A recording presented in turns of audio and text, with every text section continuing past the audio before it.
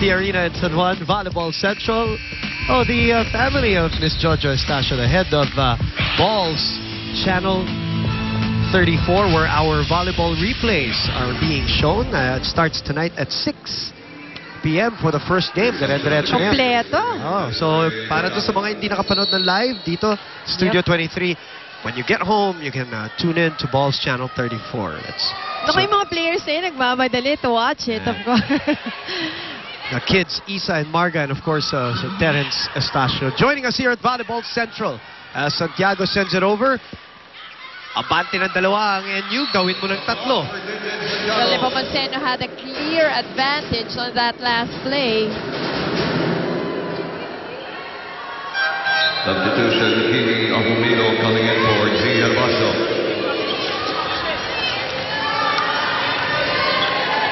And the service continues with Desiree Dadang, National University, with their biggest lead of the game. Lazaro, yun ang sinasabi natin. A little shaky today.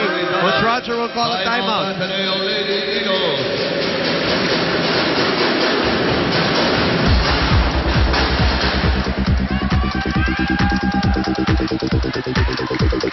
Let's listen in to Coach Roger.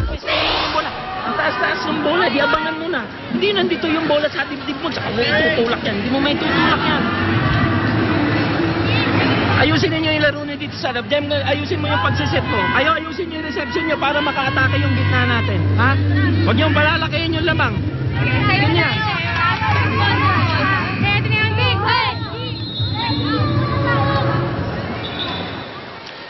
Magana to lamang na to sa kalagayan nito dahil dikit na dikit yung laro natin. Abante ng 4 at napakasigla ng laro ng National University. Parang pressure-free, very loose, very fluid, and even defensively, they're on point today. Well, even if they lost that game against Adamson, they had the same look. It's as if they're enjoying volleyball now. Ayan na naman! Pablo na naman, nakadali nun. 5 points now, 19 serving 14 off a misreception. Mosey. Well, a while ago, you were looking for Pablo, and now Pablo, sunod-sunod na points. And really enjoying it. Speaking of enjoying, nasabi nga ni Kai Nepomuceno bago nagsimula yung laban, Mosey, matagal na niya hinihintay na may ganito. Meron siyang kakamping Pablo, Santiago, Urdas, na nakakahanap ng options yung setter nila kung sino-sino pinupuntahan. Si Dadang at tagal na nagsiserve. And another point goes to National U courtesy of the towering Din Santiago. Yung depensa ninyo, huwag yung pababayaan.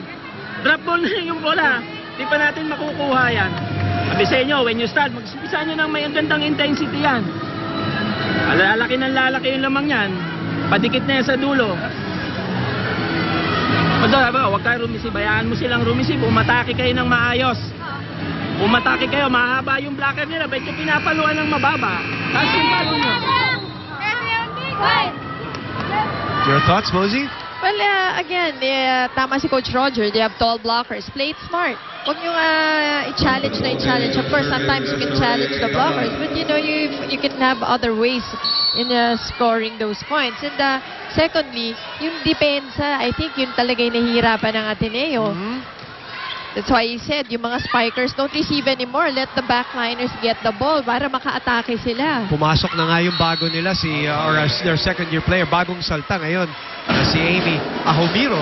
The lefty was able to force that reception error, stop the bleeding. And Marge Tejada back on deck serving. Ang tagal ni Dadang nag-serve for National U, giving her team a 5-point lead here.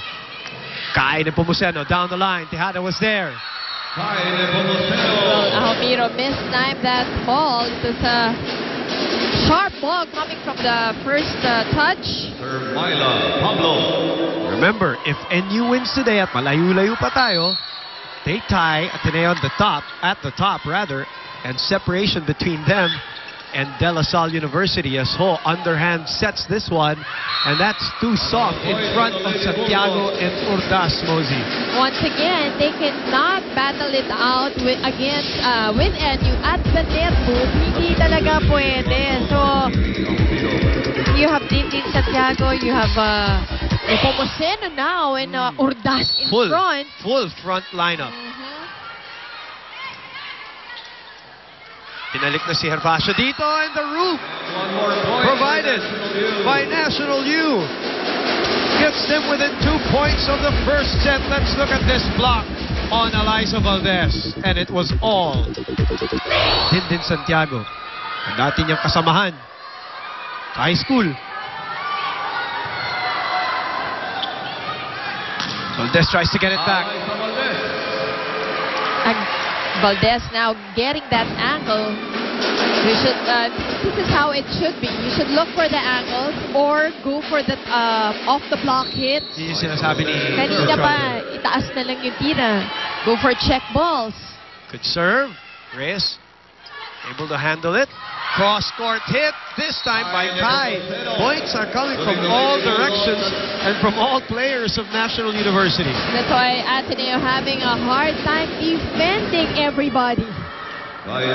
National U serving notice to everybody. Even without Ivy Perez today on a dislocated thumb. Obviously very important if you're the setter. And an error on reception. Nagkahiya ng Ateneo. And a service ace for National U. Nakangiti si Coach Francis Vicente. First set goes to the Lady Bulldogs. Now let's look at that score. Bumitaw ang National U. All of a sudden, after a tight start at midpoint of this game, they win 25-16.